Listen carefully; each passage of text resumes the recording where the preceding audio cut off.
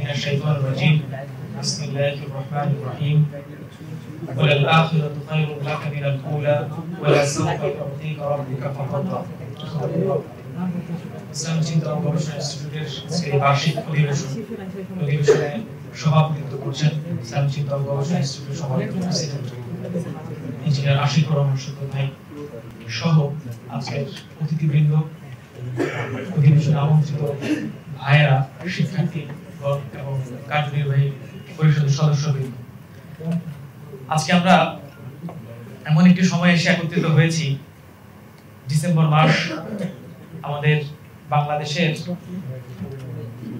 যে কোনো শিক্ষা প্রতিষ্ঠান, বিভিন্ন কমার্শিয়াল প্রতিষ্ঠান সবকিছুরই ক্লোজিং সময়, অর্থাৎ নানাবিধ ব্যস্ততার মধ্য দিয়ে হলেও আপনারা সকলে এসে আজকে উপস্থিত হয়েছেন। এজন্য আল্লাহ রাব্বুল আলামিনের কাছে শুকরিয়া জ্ঞাপন করছি এবং দুরূদ সালাম পেশ করছি বিশ্ব মানবতার মুক্তির দূত মুহাম্মদ সাল্লাল্লাহু আলাইহি ওয়াসাল্লামের প্রতি। এবং একই সাথে স্মরণ করছি আহলুল ইজ্জা, আহলুল গাজ্জা, অর্থাৎ যারা বিশ্ব মানবতার মুক্তির প্রতীকে পরিণত হয়েছে, সম্মানিত গাজাবাসীকে। একই সাথে স্মরণ করছি আমাদের বাংলাদেশের আজকের এই ডিসেম্বরের যে বিজয় গাথা, অর্থাৎ ধারাবাহিকভাবে 47, 71 থেকে শুরু করে 24-এর যতগুলি বিজয় আমরা ছিনিয়ে এনেছি, সবগুলি বিজয়ের সম্মানিত শহীদগণ এবং এই বিজয়ী সংগ্রামে যারা সংগ্রামী ছিলেন তাদেরকেও স্মরণ করছি। সম্মানিত উপস্থিতি, আমরা এই বার্ষিক অধিবেশনের আমাদের যে কর্মসূচিগুলি, আমরা যে কাজগুলি করেছি প্রত্যেকটি বিভাগের ক্ষেত্রে, সেগুলি মোটামুটি শোনার সুযোগ হয়েছে। এবং একই সাথে আমার কাছে মনে হয়েছে আমরা এখানে যারা আছি একটি পরিবার, এই পরিবার যখন একত্রিত হয়, ওমর রাদিয়াল্লাহু তাআলা আনহুর একটি কথা আছে, তিনি বলতেছেন ক্বালা ওমর ইবনুল খাত্তাব রাদিয়াল্লাহু তাআলা আনহু ইযা রাযাকাকাল্লাহু উদ্দামরিন ইন মুসলিমিন ফাতামাসসাক বিহি, অর্থাৎ তিনি আল্লাহ রাব্বুল আলামিন আমাদেরকে যখন রিজিক হিসাবে ভালোবাসা দেন, রিজিক হিসাবে যখন এই ভালোবাসা একজন মুসলমানের ভালোবাসা, পারস্পরিক ভ্রাতৃত্বের যে ভালোবাসা, এটি যখন দেন তখন কি ফাতামাসসাক বিহি, অর্থাৎ এটাকে দৃঢ়ভাবে আঁকড়ে ধরো। এই দৃঢ়ভাবে আঁকড়ে ধরার দিকে ওমর রাদিয়াল্লাহু তাআলা আমাদেরকে বিশেষভাবে দৃষ্টি আকর্ষণ করেছে। আর এটি যদি আমরা করতে পারি তখন কি হয়, এই ধরনের একটি মিলন মেলায় পরিণত হয়। আর সেই মিলন মেলা, সেই পরিবারে যেহেতু আমরা একত্রিত হয়েছি, সেই পরিবারের সকলে আমরা একটি জিনিস উপলব্ধি করতে পারি যে আমরা সাধারণত যে ধরনের কনভিন্স করে কিংবা একটি বিষয় দুনিয়াবী দৃষ্টিকোণ থেকে ভালো লেগেছে সেই দিক থেকে আহ্বান করা হয়েছে আর চলে এসেছি, এরকম কোনো বিষয় নয়। সম্পূর্ণরূপে যারা ধারণ করে, বিশ্বাস করে, এই বিশ্বাসী মানুষেরাই একত্রিত হয়েছি। কোনো ধরনের প্ররোচনা কিংবা সাময়িক আকর্ষণের উপর ভিত্তি করে আমরা একত্রিত হই।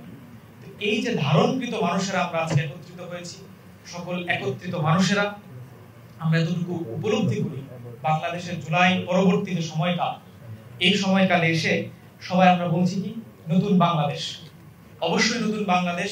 কিন্তু একই সাথে আমরা এটিও বলছি যে এটিও আবার একই চিরচারিত যে বাংলাদেশ, সেটি লক্ষ্য করছি।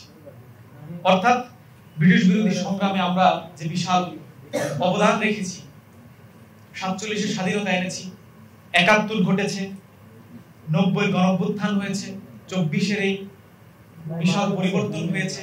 পরিবর্তন হলেও জুলুমের বিরুদ্ধে যতটুকু সোচ্চার হয়েছি, যতটুকু ভাঙতে পেরেছি, ততটুকু পরিমাণে আমরা গড়তে পারছি না। অর্থাৎ গড়ার যে চ্যালেঞ্জ, সেই চ্যালেঞ্জ নিয়ে দীর্ঘ মেয়াদে একটি সমাজের বিনির্মাণ, একটি রাষ্ট্রের বিনির্মাণ, একটি জাতির বিনির্মাণ যে করার কথা ছিল, সেই জায়গায় আমরা বারবার ব্যর্থ হচ্ছি।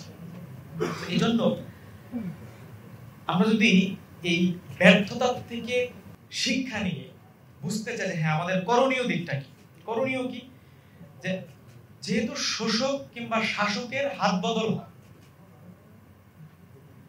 এর থেকে বেশি কিছু হচ্ছে না। অর্থাৎ গড়ার যে কাজটা, এটা খুব একটা পরিবর্তন হয় না, সিস্টেমের কোনো পরিবর্তন হয় না, উদ্ভাবনী কোনো কিছু আমরা লক্ষ্য করি না। তখন সেই জায়গাতে দেখতে হবে যে বারবার দেহ ক্ষতিগ্রস্ত হয় বা দেহের ক্ষেত্রে কিছু পরিবর্তন আসে, কিন্তু মাথা যেটা সেটা পূর্বেরটাই থেকে যায়। তো এই জন্য এই মাথার জায়গাটা যদি আমরা পরিবর্তন করতে চাই, তাহলে জাতির বিবেক এবং স্পন্দন হিসাবে একটি গোষ্ঠীকে এই জাতির মধ্য থেকেই গতিশীল জাতিতে পরিণত করার জন্য একটি যুব শ্রেণীকে, একটি শিক্ষক সমাজকে, একটি নাগরিক সমাজকে ভূমিকা রাখতে হয়। তো আমরা বিশ্বাস করি সেই যে আকল, সেই বিবেকের যে স্পন্দন এবং আমাদের যে উদ্দেশ্য এবং গতিপথ সবকিছু সুস্পষ্টভাবে সামনে রেখেই এই জাতির জাতীয় ভিত্তি এবং জাতীয় স্বপ্ন নির্মাণের জন্যই ইসলামী চিন্তা ও গবেষণা ইনস্টিটিউট কাজ করে যাচ্ছে। আমরা আজকে যদি ইসলামী চিন্তা ও গবেষণা ইনস্টিটিউটের পক্ষ থেকে একই বিষয় উপলব্ধি করি, এই যে সামাজিক যে অধঃপতন, এই সামাজিক অধঃপতন কিংবা সমাজের যে পরিবর্তনটি আমরা চাচ্ছি, শিক্ষা থেকে শুরু করে অর্থনীতি থেকে শুরু করে সমাজের অন্যান্য সকল ক্ষেত্রে কোনো জায়গায় যেহেতু হচ্ছে না, অর্থাৎ কোথায় সমস্যা, সমস্যার ক্ষেত্রে যদি আমরা নবম মেথডের আলোকে দেখি তাহলে কি দেখব যে একজন ব্যক্তি ব্যক্তিগতভাবে যদি চায় তাহলে সে আলোকিত হইতে পারে, কিন্তু যদি সত্যি সমাজটাকে আলোকিত করতে চাই, পরিবর্তন করতে চাই, তাহলে একটা প্রজন্ম থেকে আরেকটা প্রজন্মের কাছে পৌঁছাইতে হয়, একটা প্রজন্মকে তৈরি করতে হয়, আরেকটি তার থেকেও গড়তে পারে এ ধরনের শক্তিশালী আরেকটা প্রজন্ম রেখে যেতে হয়। এটাই নবীদের শিক্ষা, এটাই নববী মেথডের আলোকে সবচেয়ে বড় মূলনীতি। এখন এই যে প্রজন্ম গড়ার কাজটা, এই কাজটাই তো আমরা হাত দিয়েছি, অর্থাৎ দীর্ঘমেয়াদী একটা কাজ। এই দীর্ঘমেয়াদী কাজের ক্ষেত্রে কিছু পর্যায় আছে। পর্যায়গুলি কি? যে একটি জাতি কখন দাঁড়ায়, প্রথম যে ধাপটা সেটি হচ্ছে কি তার জ্ঞান এবং চিন্তার ভিত্তি নির্মাণ, এটাকে বিনির্মাণ করা। দ্বিতীয়ত কি হবে, এটা যখন তৈরি হয় সাথে সাথে তার সংস্কৃতি দাঁড়ায়। তৃতীয়ত তার মূল্যবোধ দাঁড়ায়। চতুর্থত গিয়ে অর্থনৈতিক যে উৎপাদন সেটি হতে থাকে। তো প্রথম বিষয় কি জ্ঞান ও চিন্তার উৎপাদন। তো এই জ্ঞান ও চিন্তার উৎপাদন যখন আমরা করব, এটাই যদি প্রথম কাজ হয়, এই জ্ঞান ও চিন্তার উৎপাদনের ক্ষেত্রে সবচেয়ে বড় বিষয় হচ্ছে মানুষ তৈরি করা, মানুষকে গড়ে তোলা। এটা যদি না হয় তাহলে কখনো এই জ্ঞান ও চিন্তা কিভাবে উৎপাদিত হবে? এই যে সংকট, অর্থাৎ মানুষ গড়ে উঠবে, জ্ঞান ও চিন্তার উৎপাদন হবে, সংস্কৃতি তৈরি হবে, অন্যান্য উৎপাদনগুলি হবে, তখন মূলত একটি প্রজন্ম ধারায় একটি প্রজন্মের থেকে আরেকটি প্রজন্মের কাছে ট্রান্সফার হয়। তখন মূলত একটি সমাজ সভ্যতা বা বিশ্ব সভ্যতায় রূপান্তরিত হয়। আমরা এই জায়গাটাতেই দেখতে পাচ্ছি যে বারবার আটকে যাচ্ছি। এই জায়গায় এসে আমরা খুব বেশি ভালো কিছু দিতে পারতেছি না, ভাঙতে পারি কিন্তু গড়তে পারতেছি না। এই জন্য মানুষ তৈরি করার কাজ যদি আমরা বলতে চাই, তাহলে আমাদের কাজ মানুষকে রক্ষা করবার মতো মানুষ হওয়া, এই ধরনের মানুষ তৈরি করা। আর এই কাজটাই হচ্ছে জ্ঞানের সভ্যতার পুনর্জাগরণের রাস্তা। এই জন্য এই যে সংকট, এই সংকটের জায়গা থেকে প্রথম কি পেলাম যে আমাদের জাতীয় কোনো স্বপ্ন নাই। যদি বলা হয় আমরা বাংলাদেশের নাগরিক, আমরা বাংলাদেশের জনগণ, আমাদের জাতীয় ভিশন কিংবা আমাদের জাতীয় স্বপ্ন কি, যেটা সবাই বিশ্বাস করে আমরা এটি চাই, এই ধরনের জাতীয় স্বপ্ন থাকলেও আমাদের সামনে উপস্থাপিত হচ্ছে না, কিংবা স্লোগান আকারে নাই, লাইন আকারে নাই, বা সবাই একত্রে উচ্চারণ করতে পারতেছে। এই ধরনের জাতীয় স্বপ্নের সংকট, জাতীয় ভিশনের সংকট। আর এই সংকটের সাথে সাথে বড় সংকট কি, এই যে ভিশনটা তৈরি হবে, এই ধরনের জাতীয় শিক্ষক নেই। এখন এটার উপর ভিত্তি করে আমরা দেশ গঠন করতে চাচ্ছি, উম্মতকে গঠন করতে চাচ্ছি, আমাদের সমাজ এবং সভ্যতাকে তৈরি করতে চাচ্ছি। এই দুটি যদি না থাকে তাহলে আমরা জানি না আসলে আমরা কি চাই। অর্থাৎ জাতীয় স্বপ্ন এবং জাতীয় শিক্ষক, আমাদের শিক্ষক, সমাজের শিক্ষক, এটা অবশ্যই লাগবে। এই জন্য লাগবে, কারণ জ্ঞান এবং চিন্তা ছাড়া একটি দেশ, একটি জাতি কখনোই চলতে পারে না। অর্থাৎ এটি লাগবেই, এটি আবশ্যকীয় একটি বিষয়। ইসলামী চিন্তা ও গবেষণা ইনস্টিটিউট মূলত এই বিষয়টি উপলব্ধি করেছে।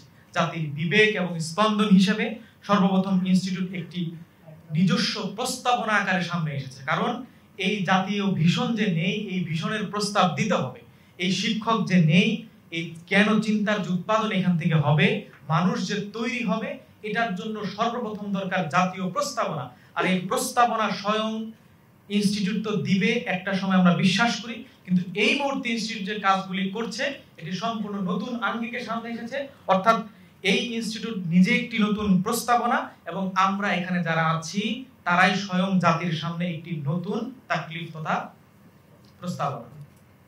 এই প্রস্তাবনা থেকে আমরা বিশ্বাস করি যে আমরা যদি শক্তিশালী উম্মত গঠন করার ক্ষেত্রে, তাত্ত্বিক গঠন করার ক্ষেত্রে এবং জাতিকে সামনের দিকে এগিয়ে নেওয়ার ক্ষেত্রে ভূমিকা রাখতে চাই, তাহলে অবশ্যই আমাদের যে দায়িত্ব, এই দায়িত্বগুলিকে পালন করতে হবে। কারণ কি, আমরা যদি দায়িত্ব পালন না করি, যেটা বললাম, এই যে ধারণ করার যে বিষয়টা, এটা যদি আমরা না করতে পারি, তাহলে স্বাভাবিকভাবেই কি হবে যে ভবিষ্যৎ প্রজন্মের সামনে এই যে কথাগুলি রেখে যাচ্ছি, পূর্বে কি কি হয় নাই সেগুলো হয়তো আমরা কেউ কেউ বলি বা আজকেও কিছু আমরা বলবো, কিন্তু আমরাও যদি একইভাবে কাজ না করি যে এই সংকট কিছুই হইল না, তাহলে পরবর্তী প্রজন্ম আমাদেরকে কি করবে?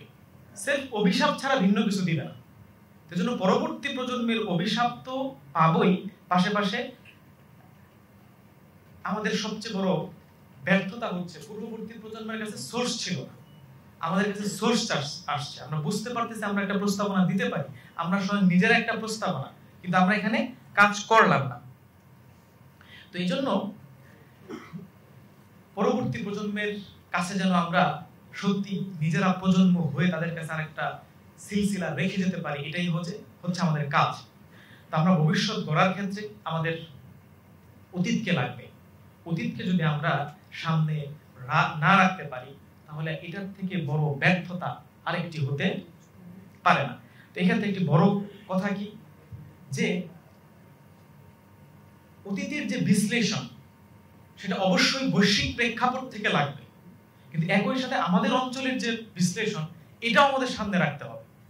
কারণ দেখেন, আমার কাছে যেটা মনে হয়েছে, বাংলাদেশের প্রেক্ষিতে কাজ করতে গিয়ে বাংলাদেশ এমন একটি জায়গায় এসে হাজির হয়েছে যেটা সম্পূর্ণ, এটা শুধুমাত্র বাংলাদেশ না, যে শোষণ এবং সাম্রাজ্যবাদী অঞ্চলগুলি, সকল অঞ্চলেই একই অবস্থা, যে একমাত্র পরিবর্তন, একমাত্র চেঞ্জ আসতে পারে রাজনৈতিক পরিবর্তনের মধ্য দিয়ে।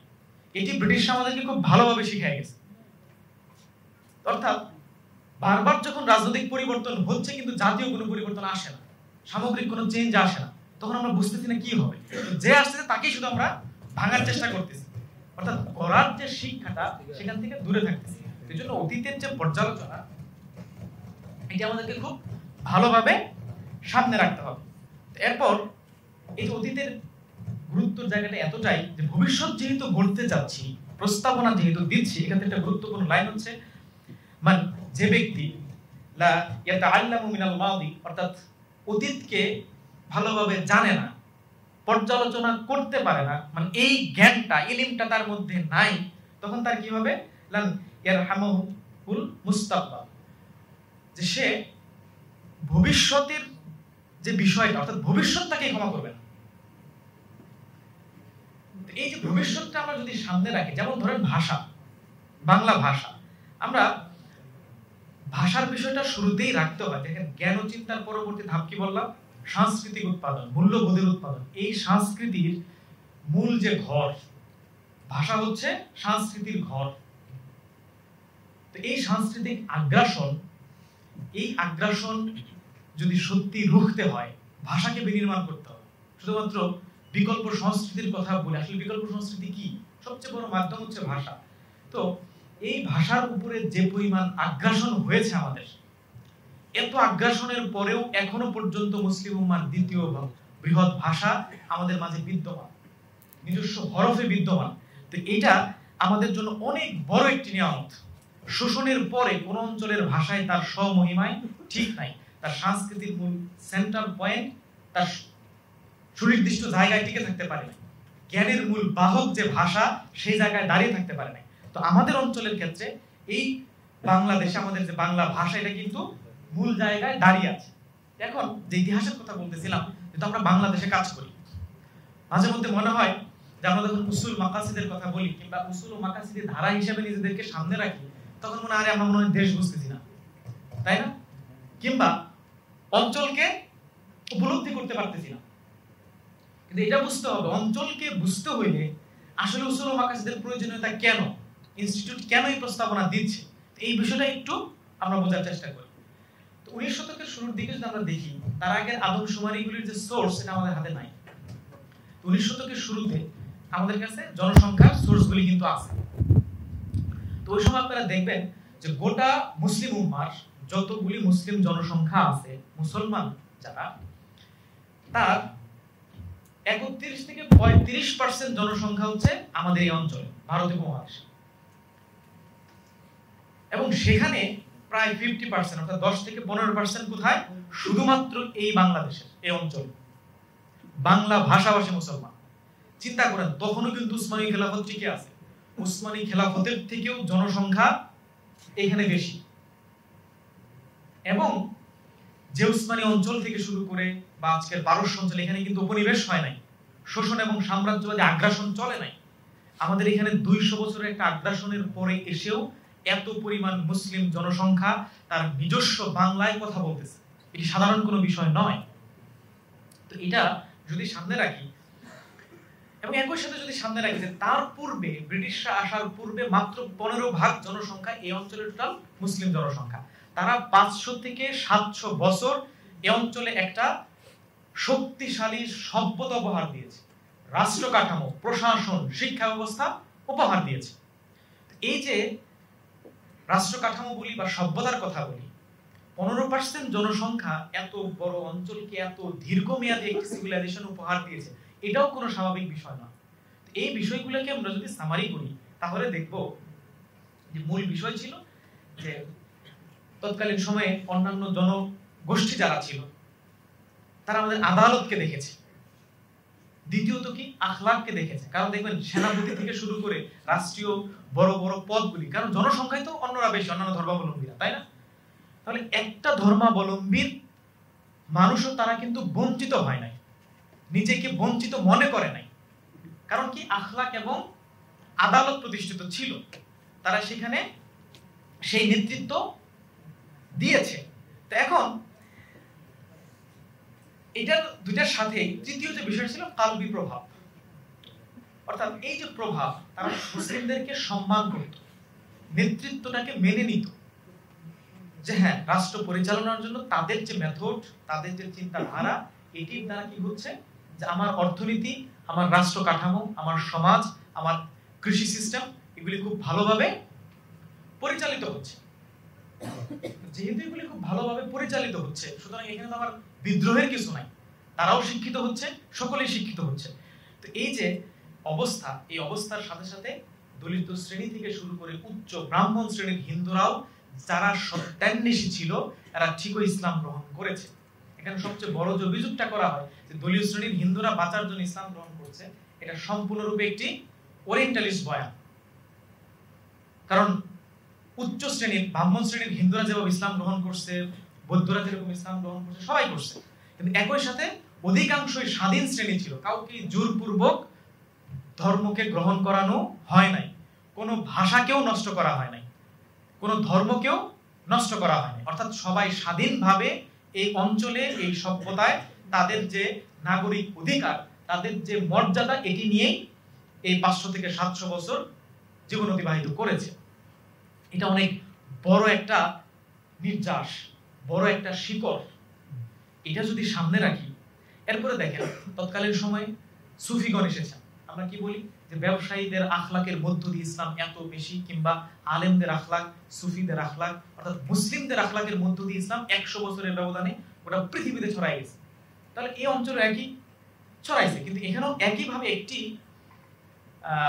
হিস্ট্রি আমাদের সামনে রাখা হয় যে পীর সুফিদের প্রভাবে মানুষজন ইসলাম গ্রহণ করছে। হ্যাঁ, এটার প্রভাব অবশ্যই অনেক বেশি ছিল, কিন্তু শুধুমাত্র এই কারণেই সবাই ইসলাম গ্রহণ করেছে এটা যখন বলা হয়, তখন অন্যান্য ক্ষেত্রে মুসলমানদের যে বিশাল অবদান, যে সামগ্রিকতা, এটাকে কিন্তু সম্পূর্ণরূপে অস্বীকার করা হয়। তখন মনে হয় শিক্ষা ব্যবস্থা থেকে শুরু করে অর্থনৈতিক সমৃদ্ধি, এগুলো মনে হয় ছিল না। তাহলে আসলে অবস্থাটা কি ছিল? অবস্থাটা ছিল এরকম, তখন অনেকগুলি কারণেই ইসলাম এত বেশি শক্তিশালী অবস্থান গ্রহণ করে। তার প্রথম কারণ ছিল যে রাষ্ট্রীয় আখলাক। রাষ্ট্র এমন একটি আখলাকের প্রতিষ্ঠা করতে পেরেছিল যেটি শেষ পর্যন্ত থেকে শুরু করে একদম সুলতান পর্যন্ত এই আখলাকের প্র্যাকটিসের মধ্যে ছিল। তো এইটা অন্যদের মধ্যে যেভাবে প্রভাব ফেলছে, শুধুমাত্র ইসলাম গ্রহণ করে কিন্তু এরকম না, তারা কিন্তু প্রভাবকে মেনে নিয়েছে। এটাই কালবি প্রভাব। আনুগত্য মেনে নিচ্ছে। আদালত এবং আখলাকের অধীনে একটি সমাজ কাঠামো তারা দীর্ঘস্থায়ী করতে চাচ্ছে। এটা গুরুত্বপূর্ণ পয়েন্ট, ঠিক আছে। দ্বিতীয়ত কি, অর্থনৈতিক শক্তি বা অর্থনৈতিক যে প্রভাব। এমন শক্তিশালী একটি অর্থনীতি প্রতিষ্ঠা করেছিল যে অর্থনীতি সত্যিকার অর্থেই তৎকালীন নাগরিক সমাজকে, তৎকালীন মানব সভ্যতাকে একটি সভ্যতা হিসেবে সম্মানিত করেছিল। এটার প্রভাব কি জনগণের মধ্যে পড়ছে না? আমার কথা কি বুঝতে অসুবিধা হচ্ছে কিনা? আমি তো বক্তব্য দিচ্ছি এরকম যে এই চিন্তাগুলো দিচ্ছি, এগুলি অভিযোগ কোথাও পাবেন না, এগুলো আলাদা করে ইউনিভার্সিটিগুলোতে যে রেফারেন্সের বাইরে একটা কথা, এটা ক্রিটিক্যালি চিন্তা করতে হবে, ঠিক আছে। দেখেন, কারণ যদি তাই হইতো যে হ্যাঁ সুফিরা আসছে সবাই ইসলাম গ্রহণ করে ফেলছে, তাহলে সারা দুনিয়ার এত বড় বড় অঞ্চল, সেই অঞ্চলের জনসংখ্যা যা, তার থেকে অনেক গুণ বেশি জনসংখ্যা শুধুমাত্র আমাদের অঞ্চলেই মুসলিম। এটি সাধারণ কোনো ব্যাপার না। 500 বছরের একটা রাষ্ট্র, এত কম জনসংখ্যা মানুষ 500 বছর একটা রাষ্ট্র কাঠামো পরিচালনা করতেছে, সাধারণ কোনো বিষয় না। অর্থাৎ আমাদের শিকড়কে একটু ভালো করে বুঝতে হবে। তাহলে রাষ্ট্রের আখলাক, দ্বিতীয়ত কি বললাম, অর্থনৈতিক প্রভাব, এটা খুব জরুরি। নাগরিক মানুষ যদি ভালো থাকে, ধরেন যদি সত্যি বাংলাদেশ অর্থনৈতিক অবস্থা ভালো থাকতো, মানুষ কি আসলে হাসিনার বিরুদ্ধে নামতে মনে করেন? কেন নামছে? মানুষ ভালো নাই। কিংবা 47-এ কেন নামছে? 71-এ কেন নামছে? 90-এ কেন নামছে? মনে করেন যে এরশাদ নাই, খালেদা জিয়াকে দিতে হবে, এই জন্যই নামছে? মানুষ ভালো নাই। অর্থাৎ মানুষ যখন ভালো থাকে তখন তারা অনুভব করতে পারে যে আমরা আসলে ভালো আছি, ভালো থাকতে হবে, এখানে সহযোগিতা করতে হবে। তৃতীয়ত, সুলতান এবং ব্যবসায়ীদের আখলাক। ব্যবসায়ীদের আখলাক যেরকম ছিল, একই সাথে সুলতানদেরও বা যারা প্রশাসক হিসেবে নিয়োজিত ছিল তাদের আখলাকের একটা প্রভাব এখানে ছিল। চতুর্থ যে বিষয় সেটা হচ্ছে তাসাউফ, যে ঘরানাগুলি, আধ্যাত্মিক যে প্রভাব, এই প্রভাবটা যেরকম মুসলিমদের মধ্যেও পড়েছিল, অন্যদের মধ্যেও পড়েছিল। এই অর্থে মুসলিমরা যেমন পরিচ্ছন্নতা উপহার দিয়েছে, মুসলিমরা কি করেছে, মূল্যবোধ উপহার দিয়েছে। আমাদের অঞ্চলের পারিবারিক সিস্টেম এত শক্তিশালী, তার কারণ কি? আপনারা যদি ভালো করে স্টাডি করেন দেখবেন ওই অঞ্চলের মুসলিমদের পারিবারিক সিস্টেমগুলি এত সুন্দরভাবে দাঁড় করিয়েছিল। প্রত্যেকটা ধর্ম বর্ণ নির্বিশেষে সকলেই এই পারিবারিক মডেলকে তারা অনুকরণ করেছে। এখনো আমাদের দেশে প্রতি একজন মানুষ গড়ে 8 জন মানুষকে ইনকাম করে খাওয়ায়। অথচ এই সময়ের সব থেকে ধনী রাষ্ট্রগুলি, ধরেন জার্মানি, ইউরোপের দেশগুলির কি অবস্থা, তাদের 50 থেকে 80% মানুষ জানে না তার পরিবারের কি অবস্থা, তার বাবাকে। এই যে সাক্ষী আছে ওখানে থাকেন, তাই তো। তাহলে এটা কেন এরকম, তাই না? এই যে কারণগুলি যদি পর্যালোচনা করি, এরপর হচ্ছে সাংস্কৃতিক বলয়। আমাদের খাওয়া দাওয়া থেকে শুরু করে সঙ্গীত, এইগুলি শুধু সংস্কৃতি না, সকল ধরনের সাংস্কৃতিক বলয় সত্যিকার অর্থে, এই যে পরিচ্ছন্নতা বললাম, এই যে পারিবারিক প্রথা বললাম, এগুলি সাংস্কৃতিক প্রভাব। আমাদের সবে মিরাজ থেকে শুরু করে আমাদের রমজান কিংবা ধর্ম বর্ণ নির্বিশেষে আমাদের যে জাতীয় উৎসবগুলি, যেগুলি সত্যিকার অর্থে জাতিকে সামনের দিকে এগিয়ে নেওয়ার শিক্ষা দেয়, এই ধরনের সাংস্কৃতিক ভিত্তি কিন্তু তৈরি করতে পেরেছিল বলেই এত শক্তিশালী অবস্থান তৈরি হয়েছিল। এরপর যদি আসি, সবচেয়ে গুরুত্বপূর্ণ বিষয়, এই প্রত্যেকটা বিষয়কে শক্তিশালী গাঁথনির মধ্যে রেখেছিল হচ্ছে একটি বিষয়, তা হচ্ছে ইসলামী সভ্যতার আলেম এবং ইলমি সিলসিলা। এই আলেম এবং ইলমি সিলসিলা, এই জায়গাটা সম্পূর্ণরূপে আমাদের একাডেমিয়া থেকে সরায় দেওয়া হয়। যারাও ইতিহাস লিখছে, ডক্টর আব্দুল করিমের মতো ব্যক্তিরাও, তিনারা দেখাচ্ছেন কি শরফুদ্দিন আবু তাওয়ামা, ওনার গ্রন্থাদি পর্যন্ত আছে, কিন্তু কিভাবে কোন রকম 1-2 লাইনে শেষ করে গেছে। অথচ দেখেন উনি দাস দিচ্ছেন তৎকালীন ফিকহের উপরে, তার দাসদের সংকলন করে ছাত্ররা বই বের করতেছে। ওই সময় 800 পেজের 900 পেজের তৎকালীন যে বইয়ের সিস্টেমটা ছিল। তাহলে ফিক মানে কি আপনারা জানেন? এটা যে ফিক মানে আজকে আমরা যেটা ফতোয়া বুঝি, এটা তো ছিল না। তৎকালীন ফিক বলতে মেথড বুঝতো, সমাজ বুঝতো, রাষ্ট্র অর্থনীতি আইন প্রশাসনকে বুঝতো। তাহলে সেই ধরনের গ্রন্থাদি একজন শিক্ষকের লেকচার থেকে তার ছাত্ররা তৈরি করতেছে। এই ধরনের শক্তিশালী শিক্ষক তখন ছিল। এখন এত এত বিশ্ববিদ্যালয়, একজন বিশ্ববিদ্যালয় থেকে শুরু করে আমরা কোথাও দেখতে পারবো যে একজন বিশ্ববিদ্যালয়ের শিক্ষক এরকম তার রিসালা, তার একটি লেকচারকে ওই ধরনের ক্লাসিক গ্রন্থে পরিণত হচ্ছে, যেরকম আল্লামা ইকবালের গ্রন্থগুলি হচ্ছে। আল্লামা ইকবালের ধর্মীয় যুদ্ধের পুনর্গঠন তো একটা ক্লাসিক, তাই না? ওটাও তো ওনার বক্তব্যই। তো শরফুদ্দীন আবু তাওয়ামার সেই বক্তব্য এই ধরনের গ্রন্থ হচ্ছে, এখন কেন হয় না? তার মানে ওই সময়ের শিক্ষা কাঠামো সত্যি কতটা শক্তিশালী ছিল, সেখান থেকে উঠে আসা মানুষজনেরাই কিন্তু এই অন্যান্য রাষ্ট্রীয় আখলাক থেকে সকল সিস্টেমেটিক জায়গাগুলিকে শক্তিশালী করেছিল, সমাজকে গতিশীল করেছিল। তাদের প্রভাবের কারণেই কিন্তু এই যে আধ্যাত্মিক তাসাউফি যে ধারাগুলি, এগুলি গড়ে উঠতে পেরেছিল। তাহলে এই যে আলেম এবং ইলমি সিলসিলা বা জ্ঞানের যে ধারাবাহিকতা, বিশ্ববিদ্যালয় সিস্টেম কিংবা জামিয়া কিংবা মাদ্রাসা যাই বলি, এই ইতিহাসটাই সম্পূর্ণরূপে আমাদের সামনে নাই, অবহেলিত। তখন কি মনে হয়? সব পরিবর্তন মনে হয় যদি একজন সুলতান আসছে, দৌড়ে লক্ষণ সেন পলাইছে, হ্যাঁ, আবার আরেকজন আসছে, আরেকজন দৌড়ায় পালাইছে। তো অতএব কি করতে হবে? এখন যেহেতু একজন আছে, তাকে দৌড়ানিতে পালাইতে হবে। এটা কি চেঞ্জ? এটা কি পরিবর্তন? এটা দিয়ে কি আসলে জাতি দাঁড়ায়? কখনো দাঁড়াইছে? এই জন্য এই পর্যালোচনাটাকে সামনে রাখা জরুরি। এখন এই যে বিষয়গুলি বললাম, এই প্রত্যেকটা বিষয় কেন সম্পাদন করতে পারছিলাম আমরা? কারণ হচ্ছে আমাদের ধর্মীয় যে আবেগ, এটা কিন্তু এখনো বিদ্যমান। এই ধর্মীয় আবেগটা তখনো ছিল। আমরা চাইতাম এটা একটা শক্তিশালী আখলাক এবং আদালতের সভ্যতা হোক, মানুষ ভালো থাকুক, মানুষ বেঁচে থাকুক, মানুষ মর্যাদা পাক। এই আবেগটা এখনো আছে না? তখন এটা ছিল। এরপর কি আমাদের ইসলাম বা ইসলামের সভ্যতার যে চেতনা, আমাদের জাতিসত্তার যে চেতনা, এটি তখনও ছিল। এখন হয়তো সেভাবে উপলব্ধি করতে পারি না, কিন্তু আমি বিশ্বাস করি এখন আছে আমাদের যুবকদের মাঝে।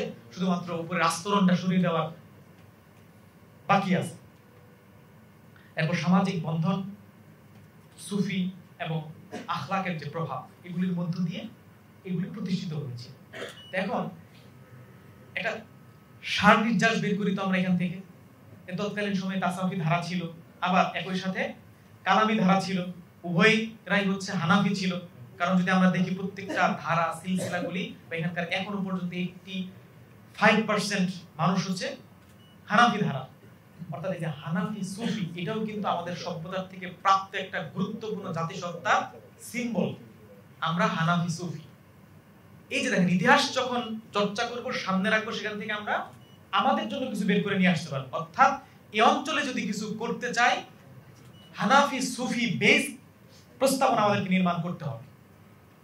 আমাদের ইসলামী চিন্তা ও গবেষণা ইনস্টিটিউটের এডুকেশনাল যে ডিপার্টমেন্টটা, একাডেমি বিভাগ যেটা, এখানকার যে কোর্স ডিজাইন করা হয়েছে, আমরা সকল ধারাকে পড়াই, আমাদের বড় বড় শিক্ষকদের কাছে আমরা পড়ি, কিন্তু সেখানে বিশেষভাবে হানাফি ফিকহকে আমরা সামনে রাখার জন্য চেষ্টা করি।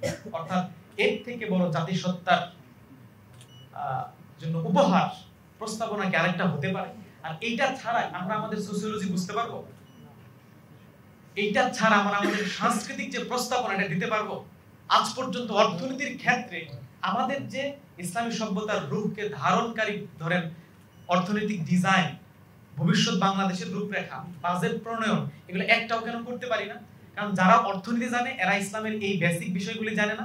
আবার যারা ইসলামের বেসিক বিষয়গুলি জানে, তারা অর্থনীতিগুলি জানে না। এজন্য দুইটার সম্মিলন আমাদের একাডেমি বিভাগ এখানে করতে চায়। তো যে আলাপে ছিলাম, দেখেন এই যে বিষয়, এই একটা বিষয় প্রথমত আমাদের সামনে নাই, কারণ ব্রিটিশ সোর্স ছাড়া আমাদের কাছে কোনো সোর্স নাই। বা যারাও বাংলা এখন লিখতেছে, সোর্স ঘুরে ফিরে তাদের ওরিয়েন্টালিস্ট সোর্স। দ্বিতীয়ত কি, যে আমাদের নিজস্ব যে কাজগুলি, ওই সময় মুসলিমদের যে কাজগুলি, এগুলো আমাদের কাছে সংরক্ষিত নাই, কারণ আমরা শোষণের শিকার, সাম্রাজ্যবাদী আগ্রাসনের শিকার, এটা আমাদের সামনে নাই। এরপরে আমাদের ইতিহাসবিদ, সমাজতত্ত্ববিদ, যারা এগুলোকে অ্যানালাইসিস করে প্রস্তাবনা আকারে যাদের সামনে তুলে ধরবে, এটাও নাই। তাহলে এই তিনটা বড় বড় সংকট আসলে অন্যান্য কয়টা জাতির সামনে আছে, যেটা আমাদের সামনে হাজির? এই সংকটগুলিকে যদি সলভ করার জন্য নিজেরা স্বপ্ন না দেখি, চেষ্টা না করি, তাহলে বারবার শুধু এই কিছুদিন পর রক্ত ঝরবে, মাটি রক্তে লাল হয়ে যাবে, কিন্তু জাতির পরিবর্তন আসবে না। হতাশ হবো আমরা। এই জুলাই বিপ্লবে যারা আপনারা অবদান রেখেছেন, হতাশ হচ্ছেন না অনেকে? কেন করতে পারতেছি না এটা? এই ষড়যন্ত্র, সেই ষড়যন্ত্র। কারণ নিজস্ব যখন চিন্তাধারা থাকে না, তখন ষড়যন্ত্র, হতাশা আর রিয়াকশনারি হয়েই জীবন কাটাইতে হয়। সেটার সবচেয়ে বড় প্রমাণ হচ্ছে বাংলাদেশ প্রত্যেক দিন ইস্যু নির্ভর। একটা দিন পাবে না যে ইস্যু নাই, এবং সব আজাইরা ইস্যু না। এই যে সংকটের জায়গা থেকে এই তিনটা বিষয়কে যদি আমরা সামনে রাখি, তাহলে দেখবে এখন ব্রিটিশ শাসন এসে এই তিনটা সংকট তৈরি করে দিয়ে গেছে। কারণ এই মুহূর্তে আমি বুঝি বা আমরা যতটুকু জানি যে নানান বিষয় আসলে কি হবে না হবে কোনো জায়গায় কোনো ইয়া খুঁজে পাচ্ছি না। আসলে মেইন কারণগুলো একটু খোঁজার চেষ্টা করি সবাই মিলে, আপনারাও খুঁজবেন, আমরাও যতটুকু খুঁজতে পারি তাহলে উপলব্ধি করতে পারবো আমাদের আসলে কাজের জায়গা কোনটা। হ্যাঁ, কিরকম? যে ব্যক্তি রাজনীতি অবদান রাখতে পারে সে রাখবে, যে শিক্ষা অবদান রাখতে পারে সে রাখবে। ক্ষেত্র আছে সবার, একটা বিষয়তে কখনো জাতি দাঁড়ায় না, প্রজন্ম দিয়ে জাতি দাঁড়ায়, তাই না? এটা তো বোঝা গেছে। তো দেখেন এই যে তিনটা বিষয় আমাদের সামনে নাই, যেহেতু নাই তাহলে হারাইলাম কিভাবে? হারাইলাম আমরা ব্রিটিশ শোষণের কথা সবাই জানি, কিন্তু কিভাবে জানি? যে ব্রিটিশরা ভারত শোষণ করছে, তাই না? ভারতীয় উপমহাদেশ শোষণ করছে। আসলে দেখেন ব্রিটিশরা যখন 1757 সালে আসলো, কোন জায়গাটাতে আগে দখল করছে? পতনটা কার হইছে? পলাশি, তাই না? পলাশি কোথায়? উর্দু অঞ্চলে, তামিল অঞ্চলে, বাংলায়, তাই না? বাংলা অঞ্চলে কি হইলো? পতন হইল। ব্রিটিশরা আসলো, সিরাজউদ্দৌলার পতন হইল। আসার পর তারা দেখলো এই শোষকদের এক নাম্বার কাজ থাকে আগে আমাদের চিন্তাকে, মনস্তত্ত্বকে যদি নিয়ন্ত্রণ না করা যায় তাহলে এখানে শোষণ দীর্ঘস্থায়ী করা যাবে না। অর্থাৎ এই জাতির ভাষাকে, শিক্ষা ব্যবস্থাকে আগে শেষ করতে হবে। আমাদের শিক্ষার মাধ্যম ছিল আরবি, আরবিকে শেষ করব। রাষ্ট্রীয় ভাষা একটা ছিল ফার্সি, আর বাংলা অঞ্চলে দ্বিতীয় রাষ্ট্রভাষা ছিল বাংলা। তো ফার্সিকে হিট করতে শুরু করব।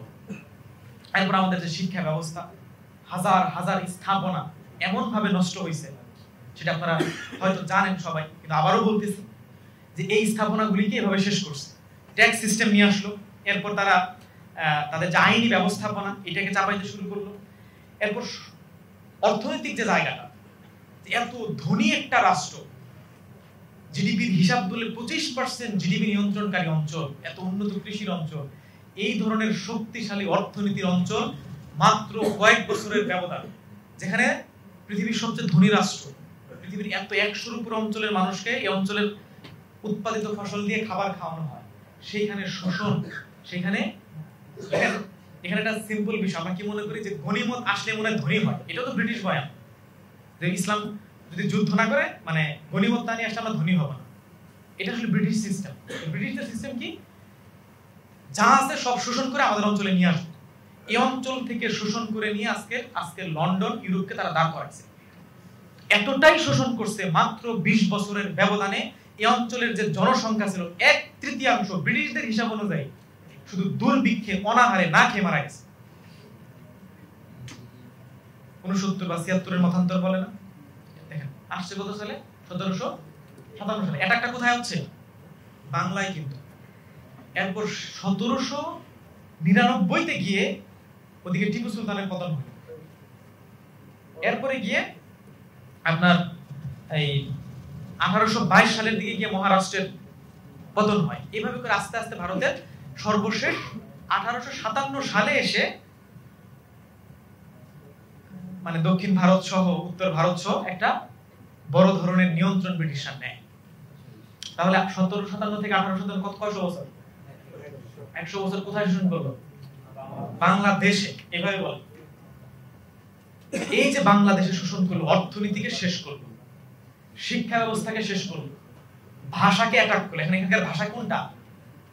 বাংলা। উর্দু তো অ্যাটাক করা দরকার নাই, হিন্দিতে অ্যাটাক করা দরকার নাই, কারণ ওগুলো তো দখলই করতে পারে না ততদিন।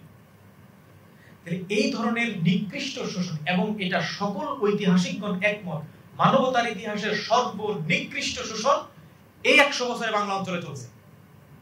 যার পৃথিবীর সবচেয়ে ধনী রাষ্ট্রটি মাত্র কয়েক বছরের ব্যবধানে 1/3 যদি দুর্ভিক্ষে মারা যেতে পারে, তাহলে পরবর্তী 80 বছর কি পরিমাণ শোষণ চলছে?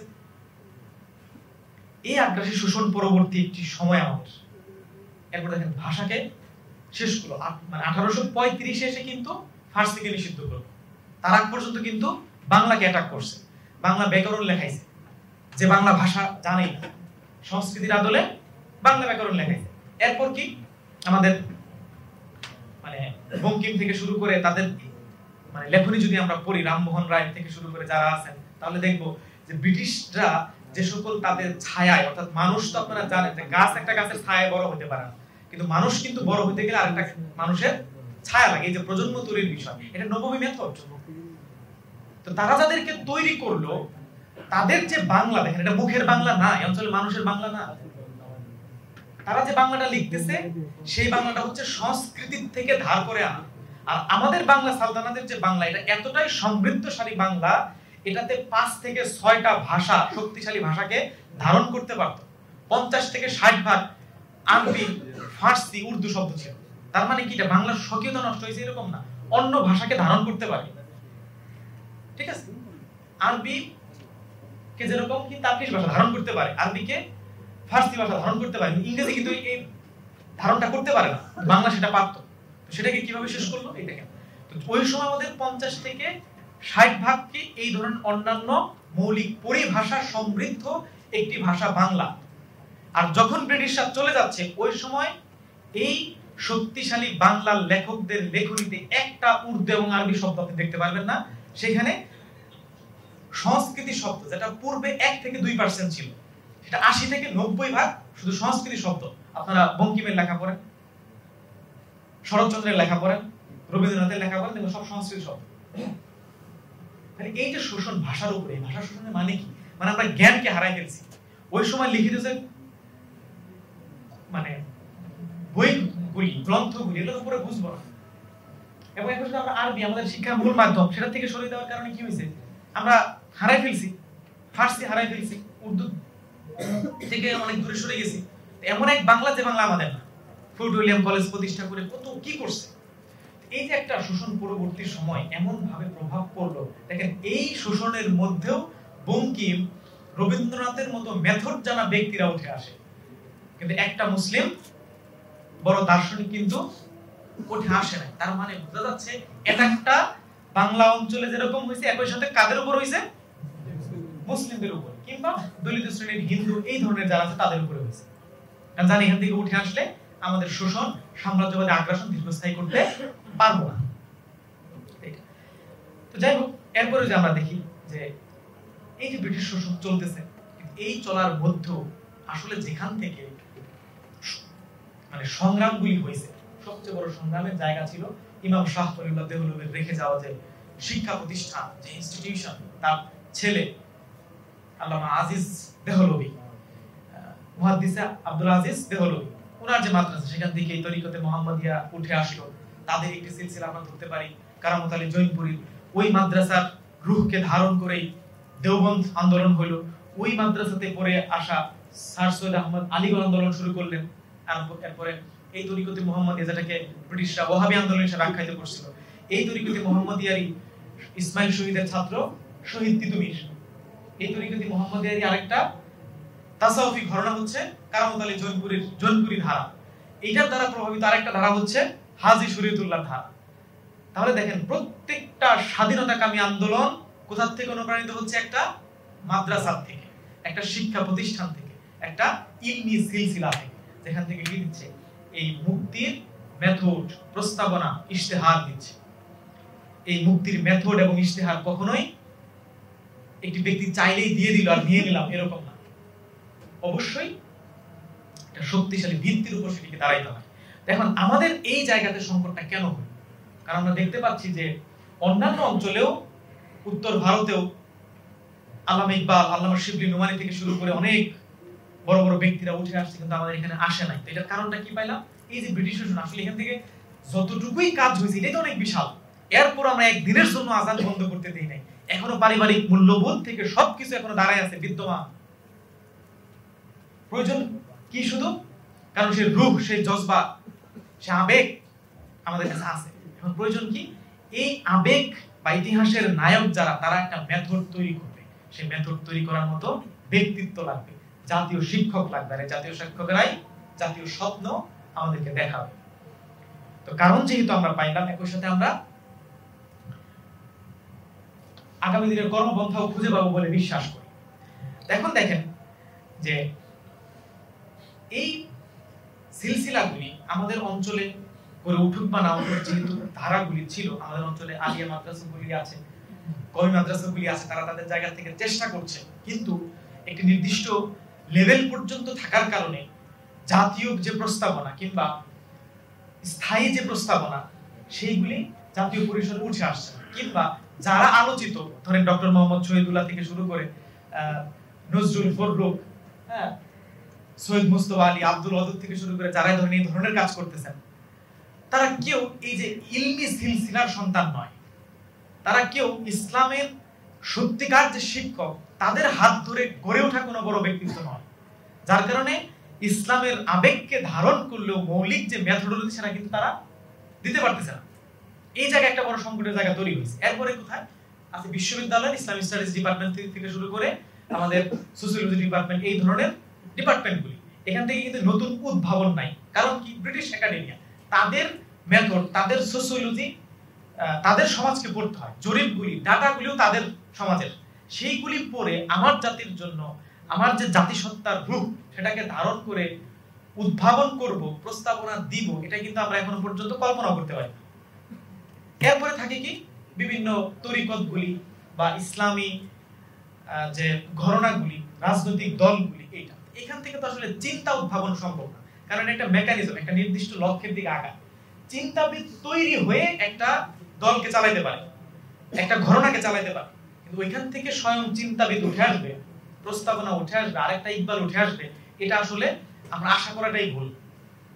তো এই জন্য আমাদের যে কাজটা বড় ব্যক্তিদের ছিল, বড় প্রতিষ্ঠানের ছিল, সেই জায়গা থেকে এই অঞ্চলকে পর্যালোচনা করবে, পর্যালোচনা করে আগামী দিনের প্রস্তাবনা দিবে, এই ধরনের ফিকহি মেথড তার করাবে, এই ধরনের একটা প্রতিষ্ঠান দরকার ছিল। আমরা বিশ্বাস করি এই প্রতিষ্ঠান আমরা যতটুকুই এগিয়ে নিতে পারবো, তার থেকেও বড় বিষয় হচ্ছে আমরা স্বপ্ন দেখেছি এবং ইনস্টিটিউটকে সামনে রেখে জাতির সামনে প্রস্তাবনা দিয়েছি যে এই সংকট থেকে যদি আমাদেরকে উত্তরণ ঘটাইতে হয়, তাহলে ইমাম দেহলভির মতো এই ধরনের মাদ্রাসা লাগবে, এই ধরনের স্কুল অফ থট লাগবে, এই ধরনের ইনস্টিটিউশন লাগবে, যেখান থেকে শত শত সুফি তরিকার ধারা, আখলাকি ধারা, জ্ঞানতাত্ত্বিক ধারা, রাজনৈতিক ধারাগুলি উঠে এসে আগামী দিনের আবার নতুন নয়া সভ্যতার বুনিয়াদ নির্মাণ করবে। আর এই নির্মাণের জন্য উত্তম একটি উপমা হিসেবে ইসলামী চিন্তা গবেষণা ইনস্টিটিউট জাতির সামনে প্রস্তাবনা আকারে হাজির হয়েছে।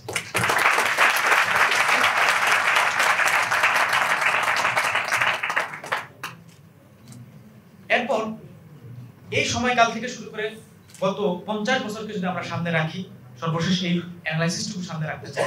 এই সময় সেকুলারিজমকে আমরা এনেছি, এটা ঢেউ এসেছে, বিশেষ করে বৈপ্লবিক যে আন্দোলন, এটি ধার করার জন্য আমরা কমিউনিজমকে এনেছি। এবং ব্রিটিশরা যখন চলে যাচ্ছে, এই চলে যাওয়ার সময় দুইটা জিনিস খুব ভালো করে শিখাই গেছে। একটা হচ্ছে, তোমরা যদি স্বাধীনতা চাচ্ছই, স্বাধীনতা মানে হচ্ছে তোমরা রাজনৈতিক স্বাধীনতা। তারা থাকাকালীন সময় তো আমাদের কিন্তু নির্বাচন করাইছে, 47 সালে নির্বাচন হয়েছে না, চেঞ্জ করে যে এই চেয়ারে ক্লাইভ ছিল, এখন অমুকজন বসবে, এতটুকুই।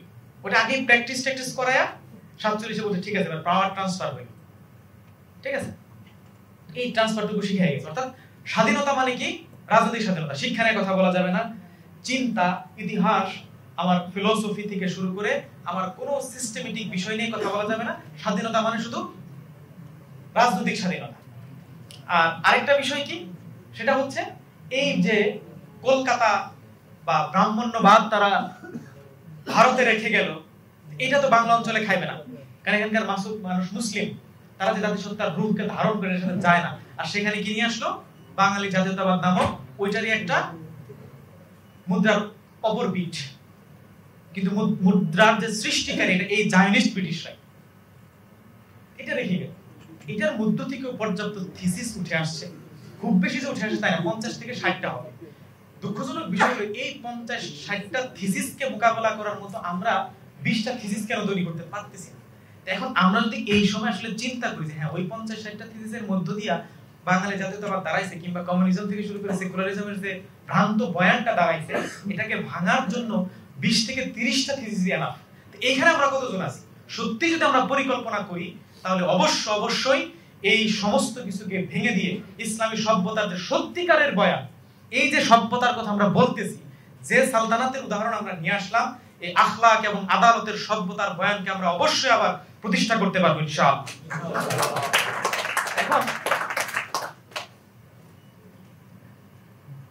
ইনস্টিটিউটের এই জ্ঞান চিন্তার যে প্রস্তাবনা হয়, এই প্রস্তাবনার সাথে আমরা আরেকটা বিষয়কে যুক্ত করতে চাই, যে আমরা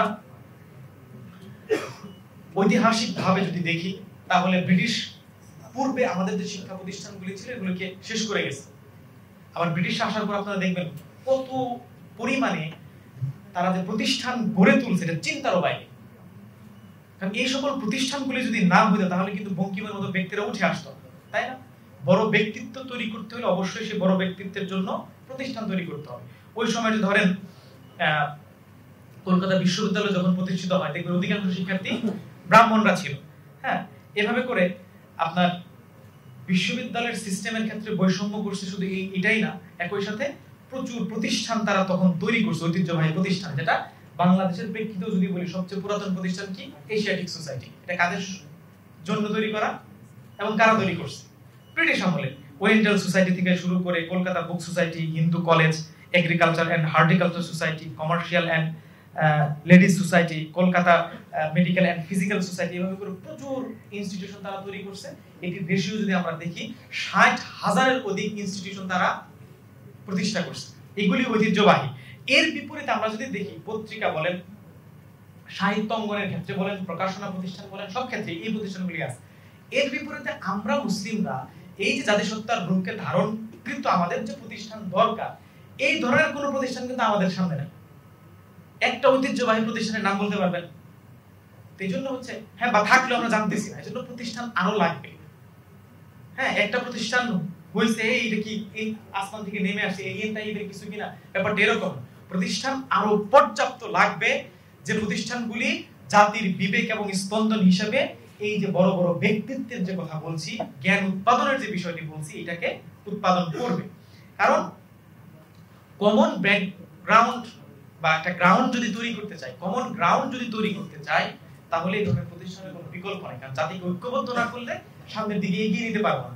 যেমন ধরেন আমাদের রাষ্ট্রের যে অর্থনীতির ইস্যু, সামাজিক নিরাপত্তার ইস্যু, জাস্টিস, যেটা পরিচ্ছন্নতা, নগর ব্যবস্থাপনা, এই যে যত যত ক্ষেত্রগুলি আছে, এখানে কিন্তু সেকুলার বলেন, বামপন্থী বলেন, ধর্ম বলেন, হ্যাঁ, কিংবা বাঙালি উপজাতি বলেন, কোনো বিভেদ নাই। এই জায়গাতে কমন জায়গা থেকে যদি আমরা প্রস্তাবনা দিতে পারি, কাজ করতে পারি, এই ধরনের প্রাতিষ্ঠানিক থিসিস তৈরি হয়, তাহলে কিন্তু সত্যি জাতি একটা প্ল্যাটফর্মে এসে দাঁড়াবে। এই কমন প্রস্তাবনা, কমন গ্রাউন্ড যদি তৈরি না করা যায়, তাহলে কিন্তু এটা সম্ভব না। এই জন্য যে কোনো মূল্যে আমাদের এই প্রতিষ্ঠানগুলির গুরুত্ব উপলব্ধি করে কাজ করে যেতে হবে। আমাদের যে পড়াশোনা সেটিকেও চালিয়ে যেতে হবে। কারণ আমাদের যে ইন্টেলিজেন্সি, এটি খুবই ফাঁকা বাংলাদেশের পরিপ্রেক্ষিতে। এই ফাঁকা জায়গার গ্যাপ অবশ্যই আমরা পূরণ করবো ইনশাআল্লাহ। যাই হোক, আপনাদের কাছে যে অনুরোধ থাকবে সর্বশেষ, তা হচ্ছে যে আপনারা জানেন শুরুতে যেটা বললাম যে একটি জাতি কিভাবে দাঁড়ায়, চারটা বিষয়: জ্ঞান, সংস্কৃতি, মূল্যবোধ এবং সর্বশেষ অর্থনৈতিক ক্ষেত্রটি। তো এই যে জ্ঞান উৎপাদনের কথা আমরা বললাম, একই সাথে সংস্কৃতি এবং মূল্যবোধ উৎপাদনের ক্ষেত্রে আমরা কিভাবে ভূমিকা রাখতে পারি, সেক্ষেত্রে প্রথম অনুরোধই থাকবে আমরা যদি আমাদের এই যে চিন্তাগুলি, আমাদের সাহিত্যগুলি, আমাদের অনুদিত প্রবন্ধগুলি, এগুলি যদি আমরা সত্যি একত্রে পাঠচক্র করতে পারি, একত্রে বসে এগুলাকে পড়তে পারি, একত্রে মানুষের পাশে দাঁড়াতে পারি, একত্রে চিন্তার যে ক্ষুধা তাদের কাছে আছে তাদের কাছে এগুলি নিয়ে হাজির করতে পারি, হ্যাঁ, এক কথায় মানুষকে পৃথক না করে মানুষের সাথে একত্রে বসা, একত্রে খাওয়া দাওয়া করা, একত্রে এগুলিকে উপস্থাপন করা, এটার মধ্য দিয়ে যা হবে একটি সুন্দর সংস্কৃতি আমরা জাতির সামনে উপহার দিতে পারবো। এটি একটি গুরুত্বপূর্ণ সংস্কৃতি। কারণ এই সময়ের সবচেয়ে বড় চ্যালেঞ্জ হচ্ছে এলিয়েনেশনের চ্যালেঞ্জ। ওয়েস্ট চাচ্ছে আমাদেরকে কি করে একা করে ফেলতে, কেউ কারোর সাথে মিশবে না, একটি নির্দিষ্ট গণ্ডির মধ্যে থাকবে। এই এলিয়েনেশনের বিপরীতে আমাদের একত্রিত হওয়া, একত্রে বসে, এই যেমন আজকে আমরা বিভিন্ন চিন্তা আদান প্রদান করছি, সাংস্কৃতিক বিভিন্ন উপাদান আমরা আদান প্রদান করব, এই বিষয়গুলি যদি না করা যায় তাহলে আমরা এই এলিয়েনেশনের চ্যালেঞ্জকে মোকাবেলা করতে পারবো। আর এই মোকাবেলা করার মধ্য দিয়ে একটি আখলাকের জন্ম হবে। আমরা মানুষের পাশে দাঁড়ানো শিখবো, মানুষের সাথে একত্রে চলতে শিখবো। সূরা ইসরার আয়াতগুলি আমাদেরকে এই শিক্ষাই দেয়। এজন্য এই সাংস্কৃতিক মূল্যবোধ উৎপাদনের ক্ষেত্রেও এই জ্ঞান উৎপাদনের মতোই সর্বোচ্চ ভূমিকা আমাদেরকে রাখতে হবে। না হলে আমরা এই যে জাতির যে সংকট, এই সংকটে ভূমিকা আসলে সে অর্থে রাখতে পারবো না। এজন্য বারবার একত্রিত হওয়া, একত্রিত ক্লাস, একত্রিত চিন্তা শেয়ার করা, একত্রিত চিন্তার আদান প্রদান করা, এবং শুধুমাত্র দেশের গণ্ডির মধ্যেই নয়, আমরা বিশ্বাস করি যেহেতু উপমহাদেশের এই গোটা অঞ্চলের 100 কোটি মুসলমানের ভাগ্য নিয়ন্তা হিসাবে সবচেয়ে বেশি জনসংখ্যার অধিকারী যে বাংলা ভাষাভাষী মুসলমানরা, এই বাংলা ভাষাভাষী মুসলমানরা যেহেতু জেগে উঠলে গোটা উম্মতের 100 কোটি মুসলিম জেগে উঠবে, আর 100 কোটি মুসলিম ঘুমন্ত থাকলে উম্মাহ কখনোই জাগতে পারে না, গাজাবাসীরও মুক্তি আসতে পারে না। সুতরাং এই 100 কোটি মুসলমানকে জাগ্রত করতে হলে আমাদের যেহেতু ভূমিকা রাখতে হবে, এজন্য জ্ঞান, সংস্কৃতি, মূল্যবোধ এই প্রত্যেকটি বিষয় উৎপাদনের ক্ষেত্রে আমরা আমাদের অঞ্চলের আশেপাশের যে প্রতিবেশী রাষ্ট্রগুলি আছে, প্রতিবেশী অঞ্চলগুলি আছে, তাদের মাঝেও আমরা আমাদের চিন্তাগুলিকে পৌঁছে দিব এবং এই অঞ্চলের নেতৃত্ব অচিরে আমরা গ্রহণ করব বাংলাদেশের যুবকরা ইনশাআল্লাহ। সেই জায়গা থেকে আমরা যে আহ্বানগুলি রাখতে চাই, সর্বশেষ যে আমরা ব্রিটিশ একাডেমিয়া যে শিক্ষা কাঠামো, এই একাডেমিয়া থেকে মুক্ত একটি শ্রেণী তৈরি করতে চাই। এটি তৈরি করাই হবে আমাদের সবচেয়ে বড় চ্যালেঞ্জের জায়গা। দ্বিতীয়ত, শিক্ষাদানের সিলসিলা, আমাদের যে ইলমি সিলসিলা বা শিক্ষাদানের সিলসিলার যে কথা আমরা বললাম আমাদের সময়কালে, সেটা যদি আপনারা স্মরণ করেন তাহলে অবশ্যই দেখবেন যে এইটা তৈরি করার বিকল্প আসলে নাই। এজন্য এই সিলসিলা অবশ্যই আমাদেরকে তৈরি করতে হবে। তৃতীয়ত, পরিভাষার সৃষ্টি। পরিভাষা হচ্ছে জ্ঞানের মূল ভিত্তি। এটি যত বেশি সামগ্রিক হবে আমাদের জ্ঞান, আমাদের কাজ, আমাদের চিন্তাধারা তত বেশি সামগ্রিক হবে। এই পরিভাষার সৃষ্টির সাথে সাথে অর্থবহতা দান এবং এটিকে সামগ্রিকতা দান করা। কারণ যখনই ইতিহাসকে কিংবা কোন একটা বিষয়কে আমরা দেখি তখন এক পাক্ষিক ভাবে দেখি, একটা নির্দিষ্ট দৃষ্টিকোণ থেকে দেখি। তো সেই জায়গাতে সামগ্রিকতা দান করা ছাড়া আসলে আমাদের পক্ষে জ্ঞানের যে বিনির্মাণ, যে প্রস্তাবনা, এটিকে আমরা জাতির সাথে সে অর্থে তুলে ধরতে পারবো না। এজন্য পরিভাষা সৃষ্টি করার সাথে সাথে অর্থবহতা এবং সামগ্রিকতা তৈরি অনেক বড় একটি কাজ। চতুর্থ, জ্ঞানের ইতিহাস ও সভ্যতার বয়ান তৈরি। জ্ঞানের ইতিহাস বিনির্মাণ করা ছাড়া আমরা এদিকে আগ্রহ পাবো না এবং সকল কিছুর উচ্চমূল এটাকে শক্তিশালী জায়গায় স্থাপন করে জাতির ভিত্তিকে নির্মাণ করতে হবে, প্রস্তাবনা দিতে হবে, এটা উপলব্ধি করা সম্ভব না। এজন্য জ্ঞানের ইতিহাস নির্মাণ করতে হবে এবং সভ্যতার যে বয়ান, ছোটখাটো একটা সমাজ কিংবা তৃতীয় বিশ্বের একটা দেশ এই অর্থে নয়, এই অঞ্চলের নেতৃত্ব গ্রহণ করা শুধুমাত্র রাজনৈতিক দিক থেকে নয়, শিক্ষা, সংস্কৃতি, আমাদের প্রতিটি ক্ষেত্রে, অর্থনীতি থেকে কৃষি, অর্থাৎ সভ্যতা আকারে মানবতার সামনে, ভারতীয় উপমহাদেশের সামনে নিজেদেরকে তুলে ধরতে পারবো, এই ধরনের একটি সভ্যতার বয়ান আমাদেরকে তৈরির জন্য এই জ্ঞানতাত্ত্বিক জায়গা থেকে কাজ করার জন্য আহ্বান থাকে। 5 নাম্বার, ইতিহাসের সাথে মেলবন্ধন, যেটা আমরা পূর্বেই বললাম, এবং এই যে সভ্যতার কাজগুলি, সভ্যতার বিনির্মাণের কাজগুলি, এটাই মূল ধারার কাজ, এটিকেই মূল ধারায় পরিণত করা এবং জাতির সামনে গ্রহণযোগ্যভাবে ফুটিয়ে তোলা। কারণ আমরা যেহেতু কমন গ্রাউন্ডে প্রস্তাবনা দিতে চাই, সকল সংকটের জায়গাগুলিতে অবদান রাখতে চাই, সুতরাং এটাকে গ্রহণযোগ্যভাবে ফুটিয়ে তোলার মাধ্য দিয়েই ওই কাজগুলি বাস্তবায়ন হবে। তাহলে ইতিহাসের মেলবন্ধন, আমাদের নিজেদের সভ্যতার বিনির্মাণের যে কাজ, এটাকে মূল ধারায় পরিণত করা এবং এটাকে গ্রহণযোগ্যভাবে ফুটিয়ে তোলা। সর্বশেষ, বাংলা ভাষাকে শক্তিশালী করা। যে ভাষার কথা আমরা জানলাম, যে এই ভাষাকে যদি অনুদিত চিন্তা, পরিভাষা, সকল দিক থেকে বাংলা ভাষাকে শক্তিশালী না করতে পারি, তাহলে আসলে জাতিকেও শক্তিশালী করা সম্ভব না। কারণ এটাই আমাদের মূল সংস্কৃতি, শিক্ষা এবং জাতির মূল ভিত্তি। এজন্য বাংলা ভাষাকে যত বেশি শক্তিশালী করতে পারবো, জাতীয় যে মান, এটাকে ডেভেলপ করতে পারবো, তখন গিয়েই এই বাংলা ভাষার মধ্য দিয়ে উপমহাদেশের এই মানুষ, বাংলা অঞ্চল ব্রিটিশ শোষণ এবং সাম্রাজ্যবাদের মধ্য দিয়ে যা হারিয়েছিল তার পুনর্জাগরণের এক স্বপ্ন দেখতে পারবে ইনশাআল্লাহ। এবং আমরা বিশ্বাস করি আমরা যদি এই বিষয়গুলিকে কাজে লাগাতে পারি, তাহলে বাংলাদেশের যুবকরাই আমরা আগামী দিনের যে সভ্যতা রাষ্ট্র তথা বাংলাদেশকে একটি বিশ্ব রাষ্ট্রে পরিণত করতে পারবো ইনশাআল্লাহ। সর্বশেষ একটি বিষয় বলে আমি শেষ করছি, যে আমাদের ইনস্টিটিউটের কাজ, অবদানের জায়গা, অতীত এবং বর্তমানের যে কাজ, সবগুলিকে আমাদের সামনে রেখে পর্যালোচনা করে অবশ্যই ভবিষ্যতে আমরা যারা যুবকরা আছি তা শুধুমাত্র এই থিওরি নয়, একই সাথে প্র্যাকটিস আমরা করে যাব এবং যাচ্ছি আলহামদুলিল্লাহ। গবেষক শুনলেই বা জ্ঞান নিয়ে কাজ করতেছে শুনলেই মনে হয় সে একটু পাগল কিংবা তাকে দ্বারা কিছু হবে না, কিন্তু এই বিষয়টি আমি মনে করি আমাদের শ্রদ্ধাভাজন স্যার এখানে আছেন, যে আমরা যারা কাজ করতেছি, যে যারা পড়াশোনা করে তারাই সবচেয়ে স্মার্টলি, তারা সবচেয়ে সুন্দর ভাষা, সবচেয়ে সুন্দর চিন্তা, সবচেয়ে উত্তম আখলাক এবং আধুনিক যে সময়কাল, এই সময়কালের সর্বোৎকৃষ্ট মানের চিন্তা এবং প্র্যাকটিসিং এই যে প্রোগ্রাম, এই যে ধারাবাহিকতা, শৃঙ্খলা, নিজেদের যে জীবনাচরণ, এটি অন্য সকল শ্রেণীর থেকেই এই চিন্তাশীল জ্ঞানতাত্ত্বিক যুবকরাই সবচেয়ে ভালোভাবে উপহার দিয়েছে, আলহামদুলিল্লাহ। এখন আমরা বিশ্বাস করি আমাদের সামনে দেওবন্দ আন্দোলনের শিক্ষা আছে, আমাদের কাছে আলীগড় থেকে শুরু করে অন্যান্য সকল শিক্ষা আন্দোলনের শিক্ষাগুলি রয়েছে। সেই শিক্ষাগুলিকে যদি আমরা কাজে লাগাইতে পারি, তাহলে আমরা বাংলা ভাষার শিক্ষার্থীরা, বাংলাদেশের যুবকরা, আমরা নতুন আরো একটি এই যে সভ্যতা বিনির্মাণের, জ্ঞানের পুনর্জাগরণের যে সিলসিলার কথা বলছি, এটি অবশ্যই আমরা তৈরি হতে পারবো।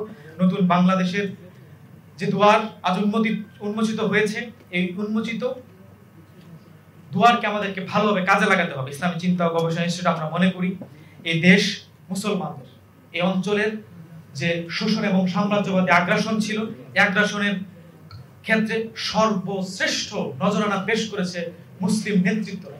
এটি সাম্প্রদায়িক দৃষ্টিকোণ থেকে নয়, অর্থাৎ অন্যান্য সকল ধর্ম বর্ণ নির্বিশেষে সকলকে সাথে নিয়ে হাজী শরীয়তুল্লাহ তিতুমিররা যেভাবে অবদান রেখেছে, জ্ঞানের ক্ষেত্রেও, তাসাউফের ক্ষেত্রেও, ইলমি সিলসিলা তৈরির ক্ষেত্রে যে অবদান তারা রেখেছে, পূর্ববর্তী সময়কাল ধরে চলে আসা যে আজান আমরা এখনো পাচ্ছি, যে বাংলা ভাষা আমরা উপহার পেয়েছি, যে জ্ঞান আমরা পেয়েছি, এই সবগুলি মধ্য দিয়ে আগামী দিনের ইতিহাসের অনুঘটক হিসেবে অবশ্যই আমরা নিজেদেরকে তুলে ধরবো এবং তুলে ধরার জন্য সর্বাত্মক প্রচেষ্টা চালাবো ইনশাআল্লাহ। এটি আমরা আমাদের জাতির কাছে ওয়াদা হিসেবে পেশ করতে চাই। এবং একই সাথে একটি মর্যাদা সম্পন্ন জাতি, একটি শক্তিশালী বাংলাদেশ, মানবতার কেন্দ্রীয় অংশ হিসেবে মুসলিম উম্মাহকে শক্তিশালী করতে বাঙালি মুসলমানদের যে উচ্চকিত কণ্ঠস্বর, এই কণ্ঠস্বর আমরা এই যুবকরাই হব ইনশাআল্লাহ। তো সম্মানিত ইসলাম চিন্তা গবেষণা ইনস্টিটিউটের সদস্য এবং শিক্ষার্থী ভাইয়েরা, আমরা যে স্বপ্ন নিয়ে আমাদের যাত্রা শুরু করেছিলাম, যে কাজগুলি করে যাচ্ছি, এই স্বপ্নের ভেতরে যেহেতু ঈমান ছিল, ইখলাস ছিল, আমরা যদি আমাদের ত্যাগ কুরবানির মধ্য দিয়ে আমাদের যে সংগ্রাম অর্থাৎ জিহাদ অর্থাৎ এই বিষয়গুলিকে সমানভাবে ধারাবাহিক রাখতে পারি, তাহলে আমার বিশ্বাস আল্লাহ রাব্বুল আলামিন আমাদেরকে অবশ্যই ইস্তেকামত দান করবেন। যে ইস্তেকামত আশা এবং স্বপ্নের মধ্য দিয়ে আসবে, যে ইস্তেকামত আমাদের ইস্তেহাদি চিন্তার মধ্য দিয়ে আসবে, এই ইস্তেকামত আল্লাহ রাব্বুল আলামিন আমাদেরকে দান করুন, আমৃত্যু কাজ করার তৌফিক দান করুন। বাংলাদেশ তথা মুসলিম উম্মাহ এবং আমাদের যে জাতিসত্তা, এই জাতিসত্তার জন্য আমরা যেন সর্বাত্মক ভূমিকা রেখে আগামী দিনের বাংলাদেশকে, যে সভ্যতাকে হারিয়েছি, সেই সভ্যতার নয়া রূপ হিসাবে, সেই সভ্যতার কেন্দ্রীয় রাজধানী হিসাবে, মুসলিম বিশ্বের তৃতীয় বৃহৎ রাজধানী হিসাবে, মুসলমানদের মসজিদের নগরী হিসাবে আবারও বিশ্ব মানবতার সামনে তুলে ধরতে পারি, তুলে ধরব। এবং আগামী দিনের বাংলাদেশ হবে একটি নতুন যে আদালত এবং আখলাকের স্লোগানের কথা শুনতে বললাম, এই আদালত এবং আখলাকের সুন্দর বাংলাদেশ হবে ইনশাআল্লাহ। সবাইকে অনেক ধন্যবাদ। আমরা দূর দূরান্ত থেকে কষ্ট করে এসেছি, আমাদের সম্মানিত প্রেসিডেন্ট অবশ্যই ধন্যবাদ জ্ঞাপন করবেন। এছাড়াও অনেকক্ষণ সহ্য করার জন্য ধন্যবাদ জানিয়ে শেষ করছি। আসসালামু আলাইকুম।